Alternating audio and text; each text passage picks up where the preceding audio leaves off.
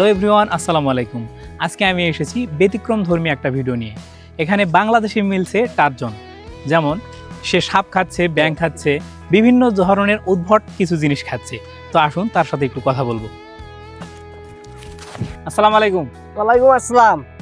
কেমন আছেন ভাই? আলহামদুলিল্লাহ ভালো। আপনার নামটা যদি একটু বলতেন। আমার নাম মোহাম্মদ আশিদুল ইসলাম। ফেসবুকে বা ইউটিউবে বিভিন্ন সোশ্যাল মিডিয়াতে আপনার ভিডিও দেখতেছি। আপনি উদ্ভট কিছু কাজ করতেছেন, যেগুলো আসলেই অসাধারণ বিষয় বা আশ্চর্যজনক। তো আপনি যে সাপ, ব্যাঙ বা বালু এগুলা খাচ্ছেন, এগুলো কি শারীরিকভাবে আপনার কখনো কোনো ক্ষতি করছে? না, কোনোদিন কোনো এরকম কোনো সমস্যা হয়নি। বা ডাক্তারের কাছেও যাইতে হয় নাই? না, কোনোদিন ডাক্তারের কাছে যাইতে হয়নি। আচ্ছা, আপনি এ পর্যন্ত কি কি খাইছেন? আমি এ পর্যন্ত অনেক ধরনের জীবজন্তু খাইছি। সাপ, ব্যাঙ, মানে সাপও খাইছেন? হ্যাঁ, সাপও খাইছি। সাপ খেয়েও কোনো ক্ষতি হয়নি? না। আচ্ছা, আমি আফ্রিকার গোয়েন জঙ্গলে এসে এখানে হেরে গেছি। আমি এখন কি করব? আমার পেটে প্রচুর ক্ষুধা। আমি ক্ষুধার জ্বালা বাঁচি না। আমাকে খাবার খুঁজতে হবে। আর আমি যাতে সব কিছু খাইতে পারি, আমাকে দেখতে হবে সামনে এগিয়ে যাতে আমি কিছু পাই নাকি।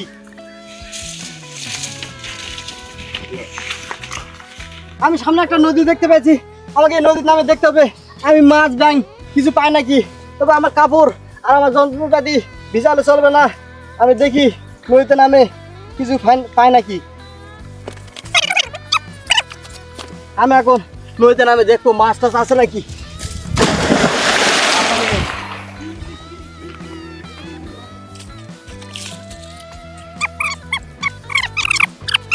একটা মাছ এই দেখতে পাচ্ছেন আপনারা, এই যে একটা চেলা মাছ। ওয়াও, সে সুন্দর। তবে আমি এই মাছটাকে খাবো।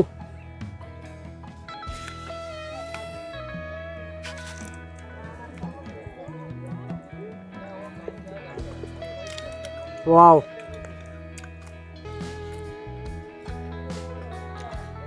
একটা ব্যাঙ দেখতে পাচ্ছি, এটাকে ধরবো। ওয়াও, এই যে ব্যাঙটাকে ধরে ফেলছি। আমি এখন এটাকে ক্যাম্পে নিয়ে যাই, পুড়ে খাবো।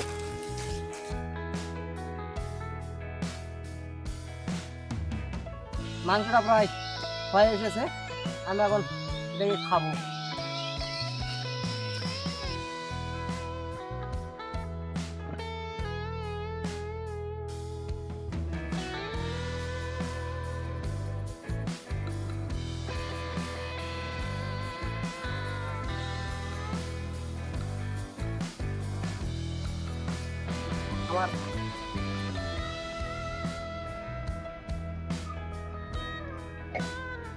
আমার খাওয়া শেষ হবে, আমি এখন দেখবো।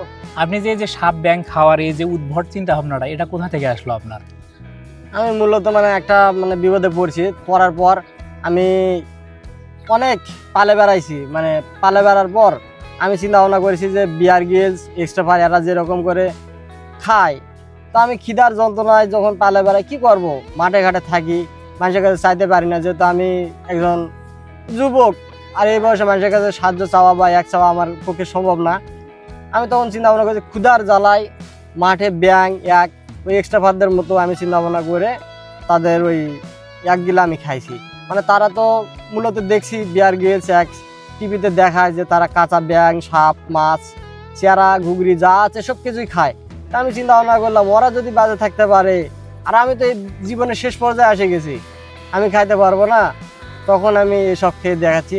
আর আমি চাচ্ছি যে আমি যেহেতু এগুলা করতেছি, মানুষজন আমাকে দেখে আমি মানুষকে উদ্ধারের একটা কিভাবে তারা উদ্ধার পাবে, কোনো পর্যায়ে কোথাও যায় আটকা পড়লে সে যেন জীবনটাকে বাঁচিয়ে রাখতে পারে, সে যেন কিছুদিন হলেও জীবনটা রাখতে পারে, সেই জন্য আপনি এই জিনিসগুলো মানুষকে তুলে ধরতেছেন। হ্যাঁ হ্যাঁ, মূলত আমার এটাই কারণ। দর্শক, সে চাচ্ছে যে সে যে এরকম বিপদে পড়ছিল, এই বিপদে যদি কেউ কখনো পড়ে, তো এই জিনিসগুলো খেয়ে যে ওর ক্ষুধা নিবারণ করছে, এই জিনিসগুলো মানুষকে তুলে ধরার চেষ্টা করতেছে। দর্শক, আমরা আজকে সেই ভাইরাল টারজন, আমাদের দিনাজপুর জেলার বিরামপুর থানার সেই ভাইরাল টারজনকে দেখতে আসছি। তো অনেক কিছুই দেখলাম, তো স্থানীয় একজনের সাথে কথা বলবো। তো আসসালামু আলাইকুম চাচা। ওয়ালাইকুম আসসালাম। ওই ভাইরাল টারজন যে অনেক কিছু খাচ্ছে, পোকামাকড়, সাপ টাপ এগুলা, আপনি কি কি খাওয়া দেখছেন?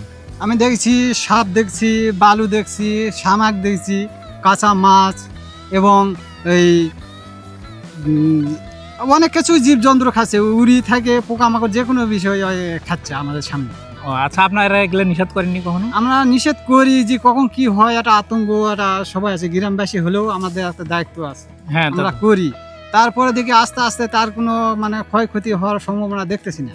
মানে এই কখনো কারণে এরকম কোনো ক্ষয়ক্ষতি হয়েছে এটা বুঝতেছেন না? বুঝতেছি না। কোনো ডাক্তারের কাছে গেছিল কি এর না, মধ্যে? কোনো ডাক্তার কাছে যায়নি। দর্শক, আমরা জানতে পারলাম ও অনেক কিছুই খায় কিন্তু কোনো ক্ষতিকর কোনো প্রক্রিয়া তার মধ্যে দেখা যায় না আর কি।